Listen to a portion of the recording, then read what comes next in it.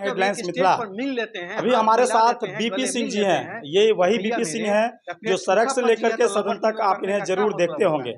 क्रांतिकारी की बात कर लीजिए तो कहीं ना कहीं जरूर ये नजर आते ही होंगे, लेकिन ऐसे क्या आवश्यकता हुआ है जो ये 13 तारीख को आत्मदाह करने की तैयारी में है, जबकि देश की प्रधानमंत्री यशस्वी प्रधानमंत्री 13 तारीख को दरभंगा एम्स के उद्घाटन के लिए आएंगे और इसी दिन ये आत्मदाह करने के लिए सोच रहे हैं। आखिर क्यों इस तरह की बात सोच रहे हैं, हम इन्हीं से बात करेंगे।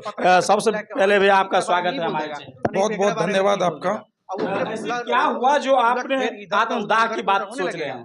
देखिए, सबसे पहले तो मैं ये बताना चाहता हूँ कि मैं एक सामाजिक कार्यकर्ता हूँ और बहुत दिनों से समाज के हित में अगर कोई गलत काम होता है या कोई भी योजनाओं का अगर गलत कुछ होता है तो उसके विरोध में हम आगे उतर के सामने आते हैं। धीरे धीरे लोगों का साथ मिलता है। तो इसी कड़ी में जो है नगर परिषद बेनीपुर के जो है एक अकाउंटेंट था और वो अकाउंटेंट पूर्व में जब से वो यहाँ ज्वाइन किया है उसका सैलरी 10,000 12,000 था, 15,000 था और उस सैलरी के बाद आप सोच सकते हैं कि जिसका सैलरी 10,000 12,000 होगा वो करोड़ों रुपए का जो है नगर परिषद के पीछे जो है आलीशान बिल्डिंग बना लिया। कहां से आया? जनता का पैसा, हमारा और आपका पैसा, और एक ही पद पे लगातार कैसे जमा हुआ है? नगर परिषद का विकास उसके कारण ठप था। वर्तमान में जितने भी योजना हुआ था इस पिछले एक साल में, वो एक साल में उस योजना में कहीं न कहीं लूट खसोट उनके द्वारा किया गया। अगर हम उसका विरोध किए शुरू से लेकर अंत तक, हमने साक्ष्य दिया। वो अपनी पत्नी और भाई के नाम से जो है वो करोड़ों रुपए का जो है सो नगर निकाय से जो है सो निकासी किए हुआ है पैसे का। अगर हम उसका आवाज उठाएं शुरू से ऊपर से नीचे से लेकर के यहाँ तक धरातल तक, हमने आर्थिक अपराध इकाई बिहार पटना को लिखा, हमने माननीय मुख्यमंत्री को लिखा, हमने जिला पदाधिकारी महोदय को लिखा, चारों तरफ लिखा, जांच भी आई, लेकिन कार्रवाई के नाम पर सिर्फ तीसरी कर दिया जाता है। बोर्ड, नगर निकाय का बोर्ड ऑल इन ऑल होता है। उस बोर्ड से उस भ्रष्टाचार के आरोप में या गलत व्यवहार के कारण उसको निकाल दिया गया। उसके बावजूद भी चिट्ठी नहीं निकल रहा है बर्खास्तगी का, FIR नहीं हो रहा है, पूर्णतः संपत्ति का जांच नहीं हो रहा है। कहीं ना कहीं ये सिस्टम का दोष है। अगर उसके कारण या उसके किसी न किसी माफिया या जो भी पदाधिकारी इनके इर्द गिर्द है वो संलिप्त है इनके साथ, उन लोगों के गलती के कारण जो है आज तक कार्रवाई नहीं हुई और विकास नहीं हो पाया। जिस कारण से हम गलत के खिलाफ हमेशा आवाज उठाते आए हैं और इसी कड़ी में ये भी आवाज उठाते आ रहे हैं। और इसी आवाज के कारण से हमारी आवाज को अगर दबाया जाता है ऊपर से नीचे तक, तो भाई हम सिस्टम अगर दबा दिया जाएगा साक्ष्य के बावजूद या ऊपर से नीचे तक अगर हम अनवरत लगे हुए हैं जनता के हित में और सरकार की नाम की बदनामी न हो और सरकारी पदाधिकारी की नाम की बदनामी न हो, इसलिए हम गलत को उजागर करके देते हैं कि देखिए यहाँ आय से अधिक संपत्ति का मामला है। और पूर्ण रूपेण आप बताइए ना कि आप अगर देखिएगा नगर परिषद के पीछे जाइएगा आपको खुद आश्चर्य लगेगा कि वो 12,000 कमाने वाला अकाउंटेंट जो अभी तत्कालीन है, मेरे ही आवेदन के आलोक में मान लीजिए उनको कुछ दिन के लिए हटाया गया था, लेकिन बर्खास्त नहीं किया गया। और आप देखिएगा कि उनके पास आलीशान बिल्डिंग है, बड़ा सा महंगा कार है, इसके अलावे कई जगह संपत्ति है, इसके अलावे जो है बहेरी नगर पंचायत, हायाघाट नगर पंचायत, सिंहवाड़ा नगर पंचायत, सभी जगह ये अपनी पत्नी के नाम से और भाई के नाम से करोड़ों रुपए का उगाही किए हुआ है, जो कि नियम के विरुद्ध है। अगर फिर कार्रवाई नहीं होगी तो हम क्या करेंगे समाज में रह करके? एक सामाजिक कार्यकर्ता के नाते मेरी बातों को नहीं सुना जाएगा और गलत के खिलाफ अगर मेरा साथ नहीं दिया जाएगा तो हम क्या करेंगे? आप थाना में आवेदन किए थे? हम थाना क्या, हमको एक बार हमको जान माल का खतरा भी हुआ था, एक बार नहीं कई बार, लेकिन वर्तमान में जान माल का क्यों खतरा हुआ आपके साथ? जान माल का इसलिए खतरा हुआ था क्योंकि उनके द्वारा बार बार धमकाया जा रहा था, उनके आदमियों के द्वारा, माफियाओं के द्वारा। ये हैं बाहर के, ये हैं बाहर के,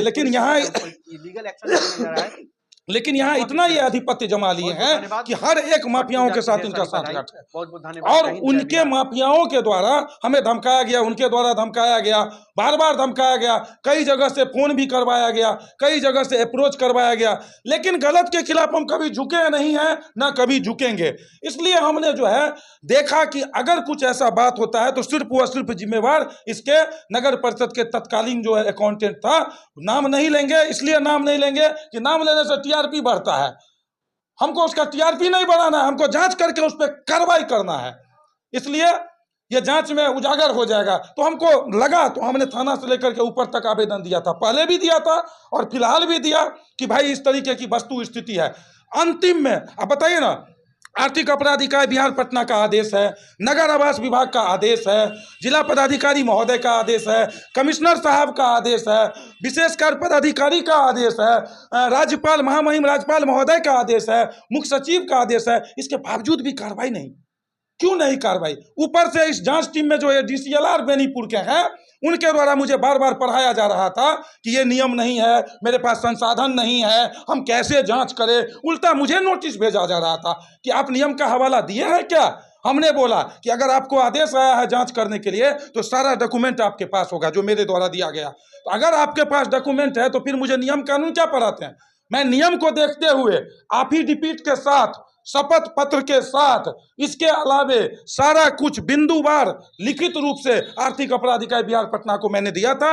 उसी पे आदेश आया तो फिर हम इनको क्या शपथ पत्र देंगे? ये टाल मटोल DCLR करते थे। मैंने मांग भी किया कि ये इसमें संलिप्त है, आरोपी के साथ संलिप्त है, इनको भी जांच से हटाया जाए और निष्पक्ष जांच किया जाए। और आप सोच सकते हैं कि किसी भी तरीके का कोई जांच होता है, अगर वो वाइटल पॉइंट होता है तो उसमें जो है विधिवत रूप से वीडियोग्राफी कराई जाती है, जिसका CD बनता है। हमने, आवेदक ने क्या बोला और आरोपी क्या बोला, साथ साथ जो जांच टीम के सदस्य है उसने क्या सवाल किया, वो सारा बात जो है रिकॉर्डेड होता है, ऑन रिकॉर्डेड बयान। उसी रिकॉर्ड के आधार पे डिसीजन होता है। साथ साथ अगर पॉइंट बाय बिंदु बार हम दिए हैं, जैसे नगर परिषद में हम ये दिए हैं कि इस अकाउंटेंट जो है उसके रहते हुए जो है नल जल का जो है सो पैसा जहाँ काम नहीं हुआ उठा लिया गया। यानी अकाउंटेंट पे आप करोड़ों की घोटाला की बात कर रहे हैं? बिल्कुल बिल्कुल, घोटाला तो घोटाला। आप ये समझिए ना, माननीय मुख्यमंत्री महोदय सरकार का ये आदेश है कि 0 टॉलरेंस की नीति, यानी अगर 10,000 12,000 सैलरी वाले करोड़ों का मकान बना सकते हैं, कहां से बनाया? वो कैसे वो दिखाएगा कि हम लोन लिए हैं? किस बैंक से आप लोन लिए हैं? अगर आपका सैलरी 10,000 है या 20,000 है तो उसके आधे पे लोन मिलता है। वो भी किस हिसाब से? जांच होता है कि आप अनुबंध पे कर्मचारी हैं कि परमानेंट कर्मचारी हैं कि डेली वेजेज कर्मचारी हैं, या फिर आप कैसे बहाल हुए हैं, कौन बहाल किया है, किसी एजेंसी के माध्यम से। उस हिसाब से जांच पड़ताल करके, कैलकुलेट करके तब लोन फिनांस होता है।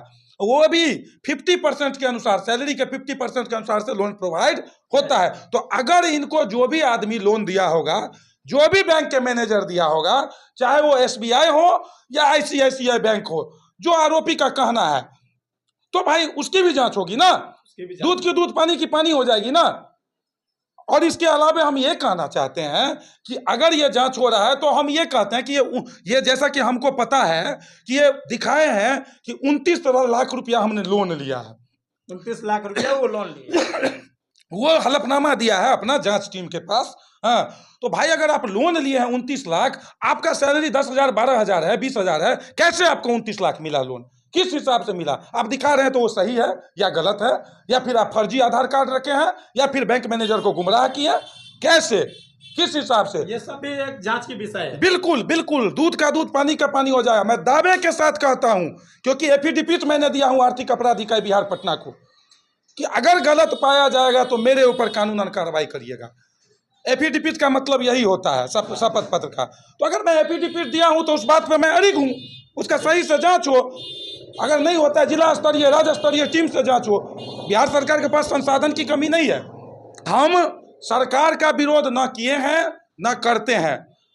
माननीय प्रधानमंत्री और माननीय मुख्यमंत्री महोदय अगर दरभंगा एम्स का शिलान्यास करने के लिए आ रहे हैं तो ये अपने आप में एक काबिले तारीफ है, इसका मैं स्वागत करता हूं। लेकिन आप तो भंग करेंगे ना, फिर इतनी बड़ी पूरे टीम रहेंगे उनका, पूरे बिहार की। देखिए मेरा ये मकसद, मैंने आवेदन में भी लिखा है कि माननीय प्रधानमंत्री और माननीय मुख्यमंत्री महोदय के नेतृत्व में विकास की एक गाथा लिखी जा रही है, और जिसका एक कड़ी है एम्स का निर्माण, एम्स का शिलान्यास। मैं इसका स्वागत करता हूं और आम लोग भी इसका स्वागत करता है। लेकिन कुछ निचले कर्मियों के द्वारा जो आपका जो फंड आता है, उस फंड के माध्यम से लूट खसोट करके और आय से अधिक संपत्ति अर्जित करके सरकार की नाम का बदनामी करता है।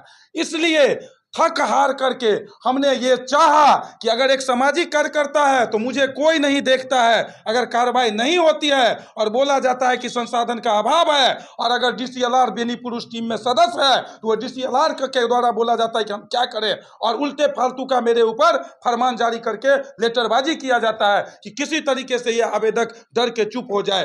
तो भाई थक हार करके हम सिस्टम के खिलाफ, जो संलिप्त है उसके खिलाफ, और जो आरोपी है उसके खिलाफ कहीं ना कहीं बिहार के मुखिया को ये हम दिखाना चाहते हैं कि आप भी इस बातों को मेरी आवाजों के साथ सुनिए और देखिए कि क्या वस्तु स्थिति है, और आपके नामों को और आपकी योजनाओं को किस रूप से इन भ्रष्टाचारी के रहते हुए धरातल पे नहीं उतारा जा रहा है, और आप सरकार और आपकी नाम की बदनामी होती है। ये तो माननीय प्रधानमंत्री जी यहाँ आ रहे हैं, चूंकि केंद्र प्रायोजित योजना है उसका शिलान्यास करने के लिए, तो मैं स्वागत तो करूंगा हूं कि ये देश की मुखिया है, देश के प्रधानमंत्री माननीय हैं और स्वागत योग फैसला है। लेकिन माननीय मुख्यमंत्री चूंकि बिहार के मुखिया हैं तो मैं उनको बताना चाहता हूं खास करके कि आप सुनिए, इसलिए ये फैसला है, ना कि विरोध का स्वर है, ना कि भंग का स्वर है।